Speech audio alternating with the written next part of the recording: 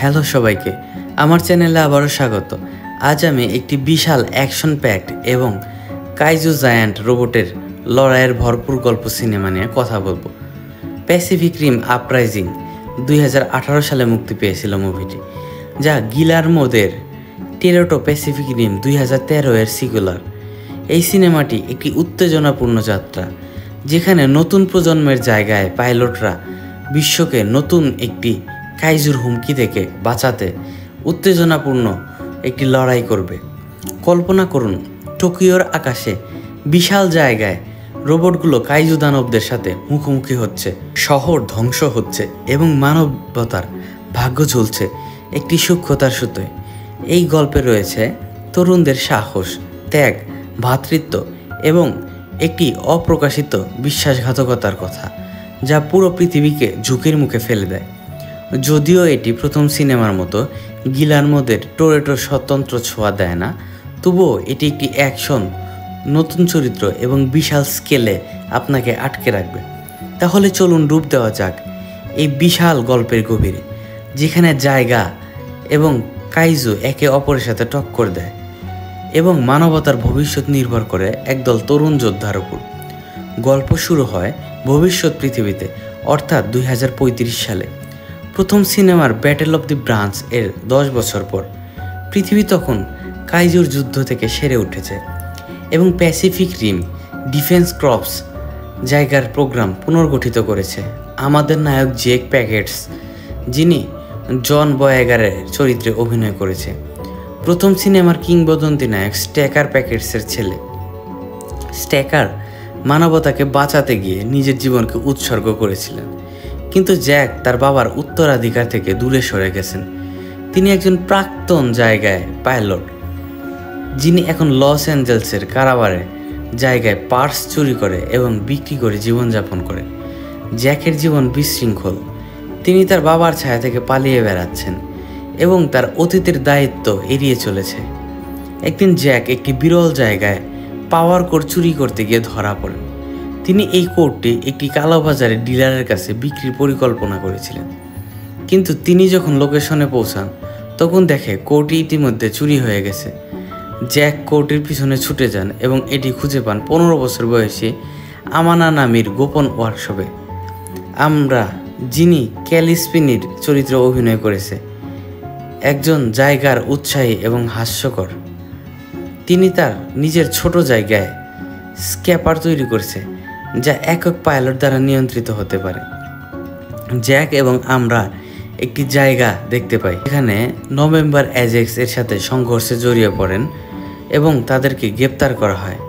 জ্যাকের দত্তক বোন মাকোমোরি, যিনি রিস্কো কিনচুরির অভিনীত এবং পিপিডিএফ এর একজন জেনারেল সেক্রেটারি, জ্যাককে একটি পছন্দ নেন এবং তাকে বলা হয়, হয় তুমি জেলে যাও, নয়তো পিবিডিসিতে ফিরে এসে আমরা নতুন জায়গায় পাইলটদের প্রশিক্ষণের হিসেবে কাজ করো। জ্যাক অনিচ্ছায় দ্বিতীয়টি বেছে নেয়।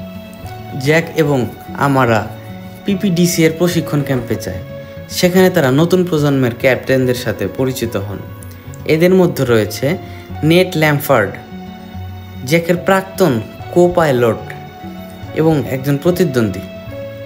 জ্যাক এবং নেটের মধ্যে একটি উত্তেজনাপূর্ণ সম্পর্ক রয়েছে, কারণ তারা একসময় বন্ধু ছিলেন, কিন্তু একটি অজানা ঘটনার কারণে তাদের সম্পর্ক ভেঙে গেছে। এছাড়াও রয়েছে জুয়েল স্ট্রেসের, যার সাথে জ্যাক এবং নেট উভয়ই একটি রোমান্টিক টানাপোড়ার ভিতরে যায়।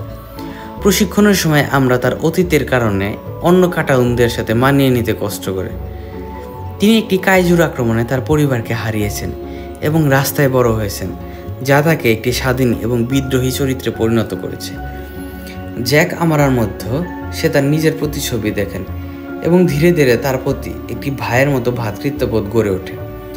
এদিকে পিপিডিসি এর বিজ্ঞানী ডক্টর নিউটন গেইজলার এবং ডক্টর হ্যানম্যান গটলিডের, যারা প্রথম সিনেমায় কাইজুর মস্তিষ্কের সাথে ডিফট করে তাদের উৎপত্তি সম্পর্কে জানতে পেরেছিলেন, কিন্তু এখন নতুন প্রযুক্তি কাজ করছে এবং নিউট এখন শান্ত ইন্ডাস্ট্রি নামে একটি চীনা কর্পোরেশনের হয়ে কাজ করেন, যারা কাইজুর ড্রোন তৈরি করছে, যা দূর থেকে নিয়ন্ত্রণ করা যেতে পারে। এবং পাইলটদের ঝুঁকি কমিয়ে ফেলে এটি। গল্পের টুইস্ট আছে যখন সিডনিতে একটি রহস্যময় রোগ জায়গায় পিপিডিসি এর একটি সাভায় আক্রমণ করে। এই জাগুয়ারটি অত্যন্ত শক্তিশালী এবং পরিচিতি পাইলটদের দ্বারা নিয়ন্ত্রিত নয়। জ্যাক, নেট এবং মাকো এই আক্রমণের মুখোমুখি হন, কিন্তু ওবিসিডিয়ান ফিউরি তাদের জাগুয়ারগুলোকে প্রায় ধ্বংস করে ফেলে। এই আক্রমণে মাকো গুরুতর আহত হন এবং অবশেষে সে শেষ হয়ে যায়, যা জ্যাকের জন্য একটি বিশাল ধাক্কা। মাকোর মৃত্যু জ্যাককে তার বাবার উত্তরাধিকারিতা গ্রহণ করতে বাধ্য করে এবং তিনি দৃঢ় প্রতিজ্ঞ হন যে তিনি এই হুমকির উৎস খুঁজে বের করবে। পিপিডিসি ওবিডিয়ান ফিউরি এর ধ্বংসাবশেষ পরীক্ষা করেন এবং তিনি জানতে পারেন যে এটি একটি কাইজুর মস্তিষ্ক রয়েছে, যা কেউ ইচ্ছাকৃতভাবে বসিয়েছে এবং এটিকে কেউ কন্ট্রোল করছে। এই আবিষ্কার সবাইকে হতবাক করে দেয়, কারণ কাইজু যুদ্ধ শেষ হয়ে গিয়েছে বলে ধরা হয়েছিল। জ্যাক এবং তার দল শাও ইন্ডাস্ট্রির দিকে সন্দেহ করে, কারণ তারা কাইজুর ড্রোন প্রযুক্তি নিয়ে কাজ করছে। এদিকে নিউট এবং হ্যারমনের মধ্যে উত্তেজনা বাড়তে থাকে। নিউট, যিনি প্রথম সিনেমায় কাইজুর মস্তিষ্ক নিয়ে ড্রিফট করেছিলেন, এখনও তার মনে প্রিকার্সদের চরিত্র বহন করছে, যা কাইজুদের গোপন নিয়ন্ত্রণ করে। গল্পে একটি বিশাল টুইস্ট আছে যখন জানা যায় যে নিউট প্রিকার্সদের প্রভাব পড়ে গেছেন এবং গোপনে কাইজু ড্রোন প্রোগ্রামের মাধ্যমে পৃথিবীতে কাইজুদের ফিরিয়ে আনার পরিকল্পনা করছে। নিউট শাও ইন্ডাস্ট্রির মাধ্যমে কাইজু ড্রোনগুলোকে সংক্রমিত করে, যার ফলে পিপিডিসি এর নিয়ন্ত্রণের বাইরে চলে যায় এবং বিশ্বের বিভিন্ন শহরে সেগুলো আক্রমণ শুরু করে। এই ড্রোনগুলো কাইজুর মস্তিষ্ক দ্বারা চালিত এবং তাদের লক্ষ্য হলো দ্য ব্রাঞ্চকে পুনরায় খোলা, যাতে কাইজুরা আবারও পৃথিবীতে ফিরে আসতে পারে।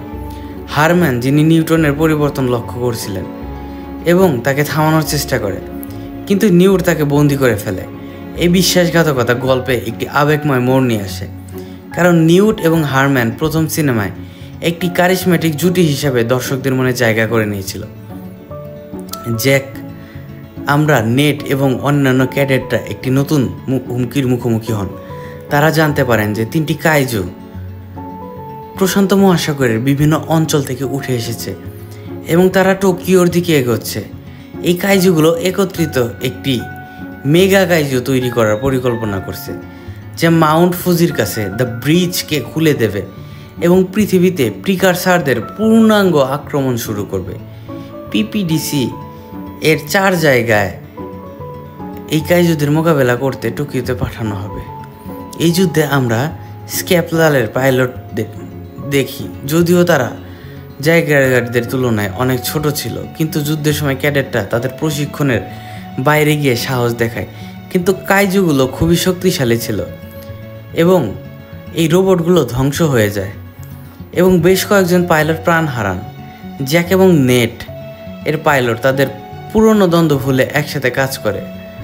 আমরা এবং অন্যান্য ক্যাডেটেরা সবগুলোর মাধ্যমে সহায়তা প্রদান করেন। গল্পের ক্লাইম্যাক্স কাইজুগুলোকে একত্রিত হওয়া দেখায় এবং মেগা কাইজুতে রূপান্তরিত হয়। এটা এতটাই শক্তিশালী ছিল যে এটা যে কোনো জায়গায় একাই এটির মুখোমুখি হতে পারবে না। জ্যাক এবং তার দল একটি মরিয়া পরিকল্পনা করেন। তারা জিপসি অ্যাডভেঞ্চারকে মাউন্ট ফুজির দিকে নিয়ে যাবেন এবং এর পাওয়ার কোর ব্যবহার করে দ্য ব্রিজকে ধ্বংস করবেন। এই পরিকল্পনা তাদের মহাকাশের জাগুয়ারটিকে মেরে ফেলবে এবং এটিকে মহাকাশে চিরতরে পাঠিয়ে দেবে, যেখানে এটি কখনোই আর পৃথিবীতে ফিরে আসতে পারবে না এবং পৃথিবীতে ফিরে এসে কাইজু দ্য ব্রিজকে ধ্বংস করে ফেলবে। আমরা স্ক্যাপলারকে জিপসি অ্যাডভেঞ্চারের সাথে যুক্ত হতে দেখি, যাতে এটি সঠিক পথ বেছে নিতে পারে। যুদ্ধের সময় মেগা কাইজু বিচার ফোনিক্সকে ধ্বংস করে এবং জ্যাক এবং নেট একাই লড়াই চালিয়ে যায়। অবশেষে তারা জিপসি অ্যাডভেঞ্চারকে মহাকাশে পাঠিয়ে দেন এবং আমরা স্কেপলার থেকে বেরিয়ে আসি। জিপসি অ্যাডভেঞ্চার পৃথিবীতে ফিরে এসে মেগা কাইজুকে ধ্বংস করে এবং দ্য ব্রিজকে বন্ধ করে দেয়। জ্যাক এবং নেট তাদের স্কেপ পরে করে বেঁচে যান এবং পৃথিবী আরেকবার কাইজুর হুমকি থেকে রক্ষা পায়। সিনেমার শেষে জ্যাক তার বাবার উত্তরাধিকারী পুরোপুরি গ্রহণ করেন এবং পিপিডিসি এর একজন নেতা হিসাবে উঠে আসেন। আমরা এবং অন্যান্য ক্যাডেটরা তাদের প্রশিক্ষণ শেষ করে পূর্ণাঙ্গ জায়গায় পাইলট হিসেবে গড়ে ওঠেন। হারম্যান নিউটনের প্রিকার্স প্রভাব থেকে মুক্ত হন তারা এবং তিনি জানান যে প্রিকার্সরা আবারও ফিরে আসতে পারে। জ্যাক দৃঢ় প্রতিজ্ঞ হন যে এবং সে বলে যে তারা যদি ফিরে আসে সে এবং তার দল পরবর্তী যুদ্ধের জন্য প্রস্তুত থাকবেন। প্যাসিফিক রিম আপরাইজিং শুধু একটি অ্যাকশন সিনেমা নয়, এটি সাহস, দলগত কাজ এবং নিজের অতীতের সাথে মুখোমুখি হওয়ার গল্প। জন বয়েগার জ্যাকের চরিত্রে তার কারিশমা এবং গভীরতা নিয়ে আসেন, বিশেষ করে তার বাবার ছায়া থেকে বেরিয়ে আসার যাত্রা। ক্যালি স্পেনির চরিত্রে একটি স্পিরিট দত্ত এবং সাহসী পারফরমেন্স দেন। স্কট ইস্টডেন এবং এরিয়া অ্যারিজোনার গল্পে অতিরিক্ত মাত্রা যোগ করেন, যদিও তাদের রোমান্টিক ট্রায়াঙ্গেল কিছুটা অপ্রয়োজনীয় মনে হয়। চার্লি ডে এর নিউটনের বিশ্বাসঘাতকতা একটি অতুলনীয় আবেগময় ধাক্কা ছিল, যা গল্পে গভীরতা যোগ করে। স্টিভেন এস ডিনাইটের পরিচালনায় প্রথম সিনেমার তুলনায় এটি কম স্টাইলিশ হলেও অ্যাকশন দৃশ্যগুলো বিশাল এবং উত্তেজনাপূর্ণ। টোকিওর চূড়ান্ত যুদ্ধ, মেগা কাইজুয়ের সাথে লড়াই এবং জিপসি অ্যাডভেঞ্চারের মহাকাশ যাত্রা দর্শকদের শ্বাসরুদ্ধ করে রাখে। যদিও কাইজুর সাথে লড়াই এবং জিপসি অ্যাডভেঞ্চারের চরিত্রগুলো কিছুটা আলাদা, কিছু সমালোচক বলেন এটি প্রথম সিনেমার গভীরতা এবং আবেগের অভাব বোধ করেন। তবুও এর তরুণ শক্তি, নতুন চরিত্র এবং অ্যাকশন, এটি একটি মজার রাইড। আপনারা কি এই সিনেমা দেখেছেন? জ্যাকের যাত্রা, আমার আর সাহস বা নিউটনের বিশ্বাসঘাতকতার সম্পর্ক আপনি কি ভাবেন?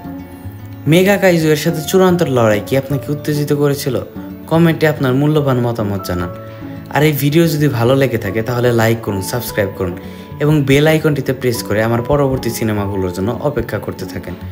এছাড়াও আপনারা কমেন্ট করে জানাতে পারেন পরবর্তীতে আপনারা কোন মুভিটির এক্সপ্লেনেশন দেখতে চান।